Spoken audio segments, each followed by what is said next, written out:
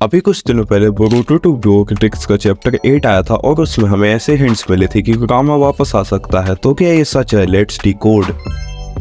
जब से Boruto to ब्योकेटिक्स आया है, फैंस बहुत ही ज्यादा हाइप अप हो गए हैं इसके पावरफुल विलन्स के लिए और उनमें से ये one of the most powerful villain है जूरा। और ये शिंजू का क्लोन है और हर एक क्लोन के पास उसका एक गोल है। जैसा कि हम लोग जानते हैं कि शिंजू इवॉल्व भी ऐसा हुए हैं कि वो ओत्सुसुकी को कंज्यूम करे, वैसे ही बाकी क्लोन भी अपना टारगेट ढूंढ रहे हैं एब्जॉर्ब करने के लिए। और उनका टारगेट डिपेंड करता है कि वो किसके सिग्नेचर चाक्रा से बने हुए हैं। जैसे मात्सुरी मोएगी के चाक्रा से बनी है तो वो कोनोहामारू को कंज्यूम करेगी क्योंकि कोनोहामारू सबसे क्लोज है मोएगी के। वैसे ही हिदारी सास्के के चाक्रा से बना है तो वो सागाता को कंज्यूम करेगा क्योंकि सागाता सास्के की बेटी है। और जहाँ तक मुझे लगता है जूरा इशिकी का क्लोन है, तभी वो नारुतो को कंज्यूम करना चाहता है। और इसी वजह से जूरा और हिदारी चैप्टर 8 में कोनोहा आए थे नारुतो और सागाता को ढूंढते हुए। तो जब ये चीज मेंशन की थी जूरा नारुतो को ढूंढते हुए कोनोहा आएगा, तो फैंस और मुझे दोनों को लगा था कि नारुतो कोनोहा से इस वजह से जूरा कोनोहा आया है, लेकिन ऐसा नहीं है। वो नारुतो को चाक्रा ट्रैक करते हुए आया था, लेकिन नारुतो तो दूसरे किसी और डिमेंशन में सील है। तो फिर जूरा नारुतो का चाक्रा सेंस करते हुए आया। ये बात खुद को ही सेंस नहीं बनाती है, लेकिन जूरा ने नारुतो के अंदर जो टेल्ड बीस्ट चाक्रा है उसे ट्रैक किया था। पर जो टेल्ड बीस्ट यानी कुरामा नारुतो के अंदर था उसकी तो डेथ हो गई थी इशिकी के साथ फाइट करने के बाद। तो फिर ऐसा क्यों हुआ? और चलो ये सब हुआ भी, इसी के साथ ही ये भी हुआ था कि जूरा कुरामा का चाक्रा ट्रैक करते हुए हिमावारी के सामने आ गया। और ये चीज पहली बार दी हुई कि हमें ऐसे हिंट्स दिए कि कुरामा वापस आ सकता है। टाइम स्किप से पहले डायमंड ने बोला था कि हिमावारी के पास कुछ स्पेशल पावर्स है और 1v1 फाइट में बोरुटो उसके सामने कुछ भी नहीं है और यहाँ तक कि हिमावारी उसे भी हरा देगी। और ये चीज बहुत बड़ी बात है क्योंकि डायमंड खुद इतनी पावरफुल है कि वो किसी ओत्सुसुकी को हरा देगी। और उसने सारी बातें हवा में तो नहीं बोली होगी। और उसे हराने के लिए हिमावारी को बहुत ही ज्यादा पावरफुल होना पड़ेगा, लेकिन वो इतनी पावरफुल होगी कैसे? कुरामा की वजह से, क्योंकि वही है जो इन सब क्वेश्चंस का आंसर दे सकता है। अगर मैं एक पॉसिबिलिटी बताऊं तो ये कंफर्म ही हुआ कि कुरामा ही वापस आएगा क्योंकि उसे एक एंडिंग मिल गई है। तो शायद ये हो सकता है कि कुरामा का कोई और वर्जन हिमावारी के अंदर आएगा। जहाँ तक है हिमावारी से लेकर पूरे नारुतो वर्स में उसकी पावर्स के बारे में किसी को नहीं पता, सिर्फ डायमंड को छोड़ के। और अब जूरा और हिदारी को भी पता चल गया है कि उसके अंदर कुछ स्पेशल पावर्स है। अब ये बस राइटर को ही पता है कि कुरामा वापस आएगा या उसका कोई दूसरा वर्जन, लेकिन ये तो कंफर्म हो गया कि कोई ना कोई टेल बीस्ट तो वापस आएगा हिमावारी के अंदर और वो 9 टेल ही होगा। इस टाइप का पोटेंशियल हिमावारी के अंदर बता रहे हैं। मुझे तो लगता है कि वो जूरा और हिदारी को 1v1 कॉम्बैट में हरा देगी। और जैसा डायमंड ने बोला था कि हिमावारी उसे हरा देगी, तो शायद हिमावारी के अंदर जो टेल बीस्ट है वो 10 टेल के बाद सबसे ज्यादा पावरफुल होगा, यानी कुरामा से भी ज्यादा पावरफुल। लेकिन अगर तुम्हें ये जानना कि हिमावारी एज अ चिंजूरी की कैसी पावर पोजेस करती है तो चैनल को सब्सक्राइब कर दो क्योंकि नेक्स्ट वीडियोस भी आने वाली है। बाकी मैं मिलता हूँ और किसी नई वीडियो में, तब तक के लिए